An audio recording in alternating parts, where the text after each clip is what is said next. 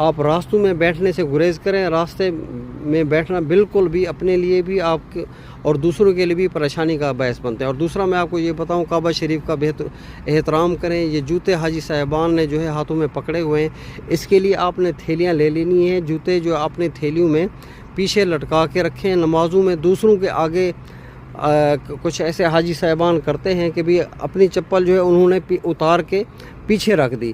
جو پیچھے نماز پڑھ رہا ہے اس کا سجدہ تو خراب ہو جاتا ہے نا. اس سے بہتر ہے آپ نے نماز کے لیے آتے ہوئے یہ تھیلیاں جیسے دیکھیں حاجی صاحبان نے پکڑی ہوئی, اور خواتین کے بیگ تو ہوتے ہی ہیں, تو اس طرح سے آپ اپنے جوتے وغیرہ ہیں جو دوسرا سامان ہے آپ کا, آپ کو اس طرح سے بیگ بنا لینے ہیں اور بیگوں میں لے کے ہی حرم شریف میں جانا ہے. اور بیگ کی بھی دیکھیں کہ زیادہ بڑا نہ ہو.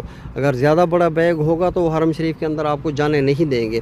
مختصر سا سامان لے کے کعبہ شریف میں آئیں. کعبہ شریف میں آنے کے لیے سامان